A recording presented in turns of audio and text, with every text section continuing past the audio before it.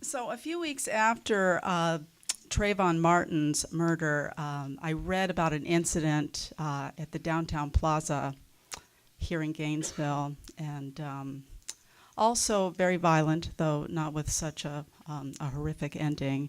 So this is my imagined account of what happened. Another Florida town.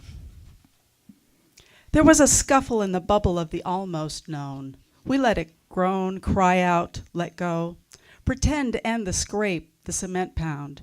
Around town, a few were eating late lunch at night, Orange lights in the blight. covered up once a day at night. But listen, he had Nothing but a duffel. he was a back page, caught up in a windy rage, a giant ash from an unnamed flame. What he needed was cash. The cops had dropped him off, set him down in town with, Nothing but a duffel. over there, a couple eating late lunch at night. That's right. He'd have to hustle. He snatched and ran. Then the boyfriend man, he put out those little orange lights at night, chased him down, pressed him to the ground. All this, and the crowd began to hiss, matters at hand. Take this. Suddenly, the game was changed. Blame. Ah, yes, that game. Not tame, but looks the same. Justice. Just this. Who's the victim? Who did the crime? Who's got the weapon? Who served time? Whose skin has scars? Who doesn't have a car? It was portent and gleaming, not scheming. When the circle tightened, only the boyfriend was frightened. He tried to explain, but we took our aim that came from the spiral and the viral, the stream from the screen. Now he was on his knees saying, No, no, please. The cop came late. By then, we'd made our mistake. No broken bones, but we couldn't go home. We were drones and not alone. Decision is precision, and never mind the collision. Mama, mama, mama. Mama, mama, mama, where you been? Baby, baby, baby, I've been here. Mama, mama, mama, I've been crying. Baby, baby, baby, I made them tears into a potion. Mama, mama, mama, what it do? Baby, baby, baby, it puts the me in you. News from home. You'd have to see a yellow dog down in the mouth. A stevedore sedan, slower than dismal hymns. Thumb jam from France in a tin.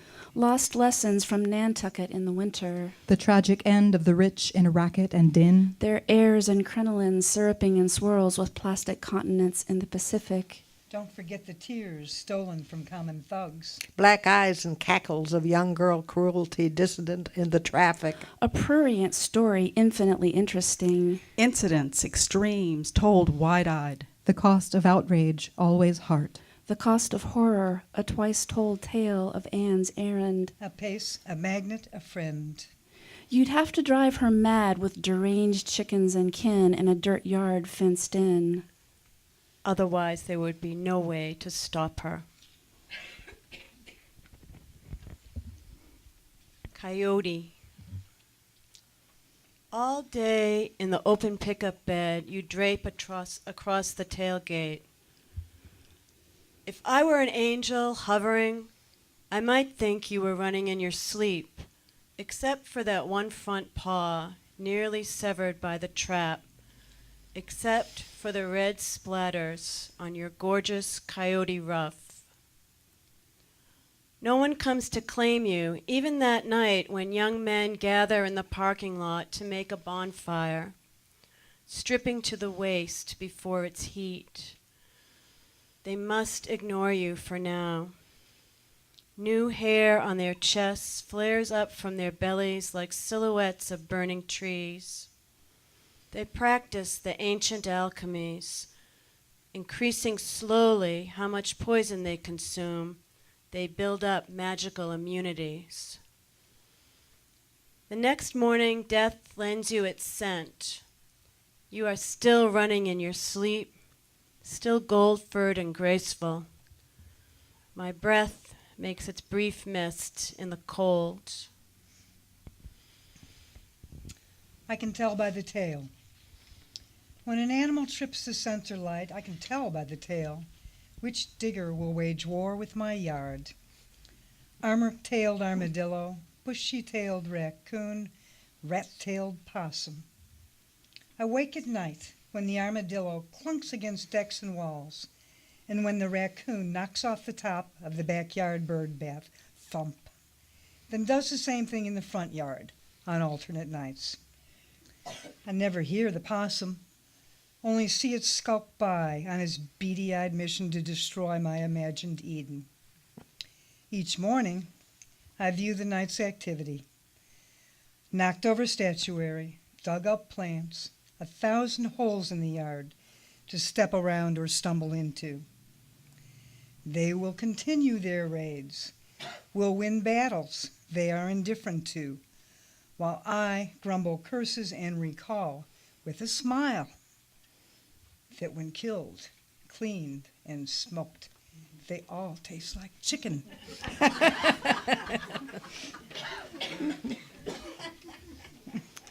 Sounds.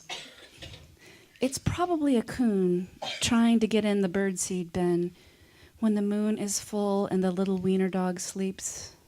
It could be a spy looking for the tapes someone left in the birdseed bin. The coon maybe works for him or her. It could be a storm, rather specifically sounding out 5-gallon drums empty now of their bird suet and seed. Even the tapes are gone. That might explain the deep hollow sound made by the rain, or the FBI, or the man from Oklahoma who lost his way on Kincaid Road in the middle of the night. Revision. I rooted through my old poems for one that still excited me, raced along the chutes and ladders of my mind, excuse me, and tempted me to revise it to perfection. I found a once cherished poem, and with it a smug surety that fine words would leap from my fingers to correct torqued verbs and mismatched metaphors.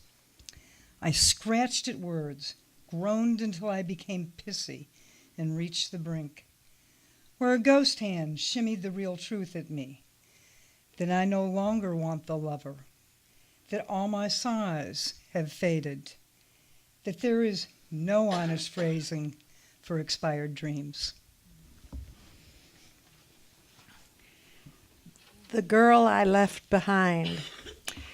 In those days, I was always forgetting something.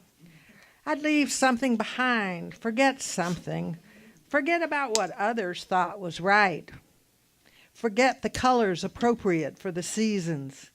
For instance, that trip to Paducah for a luncheon. The silk sleeves on my beautiful pink dress were too long for spring, said Laney Dyer, rich Laney Dyer. Oh, my pride, for sure, I would leave that behind next time. This is I thought as I broke off the brittle pink sleeves on the shrimp Laney Dyer had told us we each might have 5 of. I had high hopes, but then I was bare shame. I needed a cover-up, so I went to my aunt's card table with a scarf on my head because my curls might fall down in the damp. They tried to pry that scarf off me, but I played bridge with those adults, looking as though I were on an Ellis Island ferry, armored for my first game in a hostile new land. I had left the old country behind.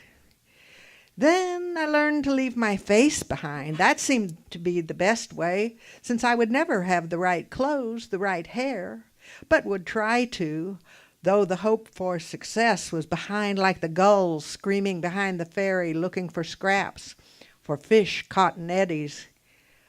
Leaving the face made things easier. No one could recognize me. It wasn't me. From then on, disguise was elementary, leaving out certain words, leaving out my name, leaving out whom I loved, leaving out where I lived, leaving my mother, my father, my home. No one could find me. In the dance, my foot was not there. In the talk, my tongue was not there. In how I rode, the swaying seat was not there. I went far away, so far, shame forgot to look for me. Finally, I had so outdistanced shame, and I at last forgot to hide. Somehow then, parts came back. One day my tongue came singing up the steps. One day my jeans leg kicked a dress off the porch and sat on the swing. And the swing I rode swayed back and forth so easy I forgot I had ever forgotten how to do it. And my hips rocked and I opened, and my names gathered around and came back, and the loves I'd disowned came back. And the pot of sugar snap peas I had picked and had shelled in my lap rang a song of good food I'd known and forgotten I'd liked. Of course, my hair grew back, and my voice returned. Now we go everywhere together, leaving only the scarves, the skirts or sleeves, leaving only the coverings behind.